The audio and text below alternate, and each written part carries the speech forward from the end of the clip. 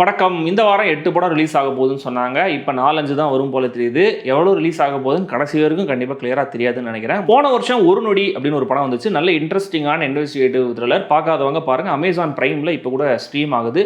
அதே இயக்குனர் மணிவர்மனும் ஹீரோ தமனும் திரும்ப இந்த ஜென்ம நட்சத்திரம் படத்துக்காக டீம் அப் பண்ணியிருக்காங்க. ஒரு நொடி இன்வெஸ்டிகேட்டிவ் த்ரில்லர். இந்த படம் ஒரு ஹாரர் த்ரில்லர் மாதிரி. அண்ட் போன படத்தில் தமன் குமாரா இருந்தவர் இந்த படத்தை தமன் அக்ஷா அப்படின்னு பேரை மாற்றிருக்காரு.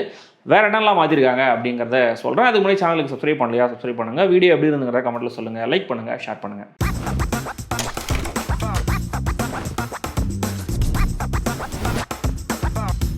ஜென்ம நட்சத்திரம் ஓப்பன் பண்ணால் லூசிஃபர்ங்கிறவர் எப்படி கடவுளால் உருவாக்கப்பட்ட ஏஞ்சலாக இருந்து கடவுளுக்கு எதிராக திரும்பி பாதாள உலகத்துக்கு அனுப்பப்பட்டு சாத்தானா மாறிச்சு அப்படிங்கிற ஒரு கதையை சொல்கிறாங்க. ஸோ அந்த சாத்தானுடைய பிறவி பூமியில் பிறக்க போகுதுங்கிற மாதிரி ஒரு ஹிண்ட் பண்ணிட்டு மெயின் கதைக்குள்ளே வராங்க.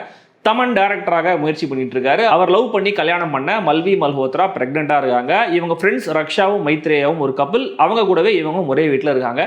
ஒரு நாள் திடீர்னு காளி வெங்கட் உடம்புல முழுக்க வெட்டுக்காயத்தோட ரத்தத்தோட இவங்க வீட்டில் வந்து விழறாரு. இவங்க கிட்ட ஒரு உண்மையை சொல்லிட்டு செத்தும் போறாரு. அவர் சொன்ன அந்த ஒரு உண்மை இவங்களை ஒரு பாழடைஞ்ச பெரிய பில்டிங் இருக்கிற அத்வான ஏரியாவுக்கு கூட்டிட்டு போகுது. காளி வெங்கட் யாரு, அவர் சொல்ற உண்மை என்ன, இவங்க எதை தேடி போனாங்க, எதுக்காக அங்கே போனாங்க, இதில் முதல்ல சொல்லப்படுற அந்த லூசிஃபர் கதை இங்கே எங்கே வருது, இதெல்லாம் தான் இந்த ஜென்ம நட்சத்திரம். நுவான்ஸ்டான எமோஷனுக்கு இடம் இல்லாத ஒரு கதை. ஸோ ஜஸ்ட் கதைக்கு ஸ்ட்ரெயிட் ஃபார்வர்டாக என்ன வேணுமோ அதை பண்ணியிருக்காரு தமன். பட் அவருடைய பேஸ் வாய்ஸ் சில இடங்களில் கொஞ்சம் டூ மச்சா ஆர்டிஃபிஷியலாக தெரியுது. ஏன்னு தெரில. மைத்ரேயா, ரக்ஷா, அருண் கார்த்தின்னு மற்ற 3 பேருக்குமே தமனை விட நடிப்பில் அனுபவம் கம்மிங்கிறது அவங்க நடிப்பில் தெரியுது. ஹீரோயின் மால்வி, ரகுல் பிரீத் சிங், சம்யுக்தா மேனன் 2 பேரும் கலந்து கட்டின மாதிரி தெரியுறாங்க.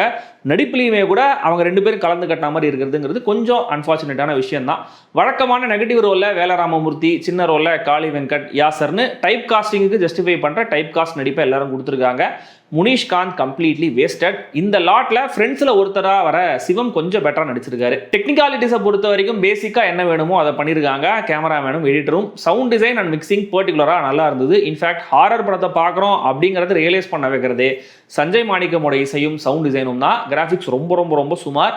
படம் பெரிய இம்பாக்டை கிரியேட் பண்ணாமல் போனதுக்கு கிராஃபிக்ஸும் ஒரு முக்கியமான காரணம். இந்த படம் எடுத்துக்கிட்ட ஒரு ஐடியா, அதை ட்ரீட் பண்ணியிருக்கிற விதம் தான் இதோடைய ப்ளஸ் மைனஸ் ரெண்டுமே. ஹாரர் மாதிரி ஆரம்பிச்சுட்டு கொஞ்ச நேரத்திலே ஒரு சோஷியல் ட்ராமாவா த்ரில்லர் எலிமெண்ட்டோட கதை மாறிடுது.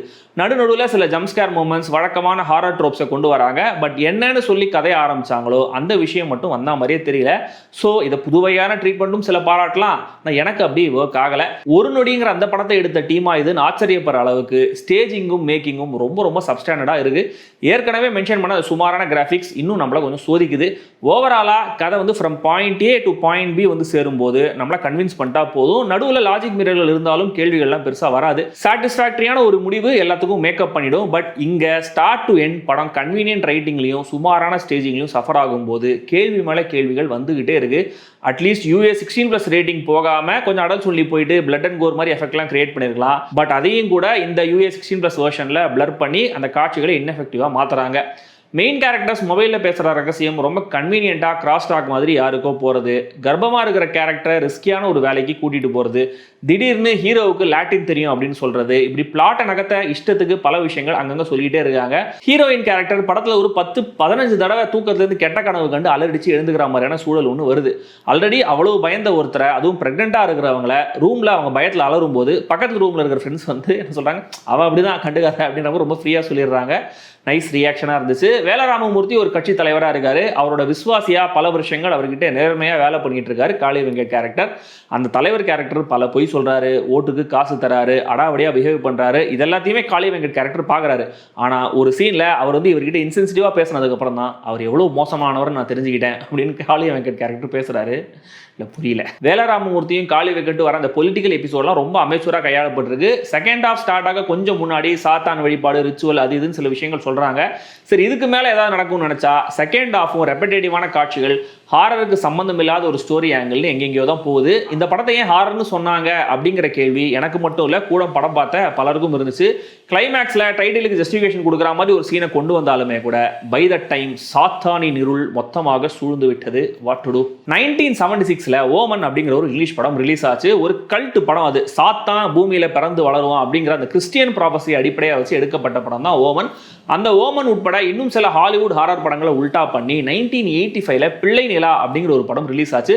அதில் தான் ராஜா மகள் ரோஜா மலர் இளையராஜாவுடைய சூப்பர் பாட்டு கூட ஒன்று வரும். பட் ஓமனை அப்படியே அப்பட்டமாக ஃப்ரீமேக் பண்ணாங்க தமிழில். 1991 அந்த படம் ரிலீஸ் ஆச்சு. அந்த படத்துடைய பேர் தெரியுமா? எஸ், அந்த படத்துடைய பேரும் ஜென்ம நட்சத்திரம் தான். இப்போ கிட்டத்தட்ட அதே சாத்தான் கதையை பின்னணியில் வச்சு ரிலீஸ் ஆகிற படத்துடைய பேரும் ஜென்ம நட்சத்திரம் தான். கண்டிப்பாக இது கோயின்சிடன்ஸ் மாதிரிலாம் எனக்கு தெரியல. இதையெல்லாம் ஏன் சொல்கிறேன் அப்படின்னா, படத்தை விட இந்த மாதிரி ட்ரிவியாக்கள் கேட்க கொஞ்சம் இன்ட்ரெஸ்டிங்காக இருக்கும் அப்படிங்கிறனால தான். மொத்தத்தில் இந்த ஜென்ம நட்சத்திரம் ஹாரராக ஆரம்பித்து பாலிடிக்ஸ் உள்ள ஒரு எட்டை போட்டு சோஷியல் ட்ராமா பக்கம் திரும்பி த்ரில்லர் ஹாரர்னு அங்கே ஒரு காலை வச்சு ட்விஸ்ட் எண்டிங் மாரல் மெசேஜ்னு அதுக்கு ஒரு வணக்கத்தை போட்டு மனிதநேயம் அப்படி இப்படின்னு டயலாக்லாம் வச்சு ஆஹா நம்ம ஆரர்னு தானே படத்தை ஸ்டார்ட் பண்ணோம் அப்படின்னு கிளைமேக்ஸில் ஞாபகம் வந்து திரும்ப ஆரம்பித்த இடத்துக்கே வரப்பாக்குது. ஆனால் அதுக்குள்ளே வந்த வழி சிக்கலாகி மறந்தும் போயிடுது அப்படிங்கிறதா நிதர்சனம். பட் 2023ல் ரிலீஸ் ஆன அஸ்வின்ஸ், 2024ல் ரிலீஸ் ஆன மர்மர் அது ஒரு ஸ்கேம், அது விடுங்க. சரி, 2024ல் ரிலீஸ் ஆன பேச்சு, இந்த 2 ஹாரர் படங்களுமே வந்து எனக்கு பெருசாக ஒர்க் ஆகலை. ஆனால் அந்த படங்கள் எதிர்பார்த்ததை விட நல்லாவே ஓடிச்சு அப்படிங்கிற மாதிரி ட்ரேடில் சொல்கிறாங்க. ஸோ அந்த விதத்தில் இந்த ஜென்ம நட்சத்திரம் படத்துக்கும் ஒரு வாய்ப்பு இருக்கும் இல்லையா? ஸோ படத்தோடைய வயலன்ஸ் அண்ட் இன்டென்ஸான காட்சிகளுக்காக என்னுடைய பார்வையில் இது அடல்ட்ஸ் ஒன்லி.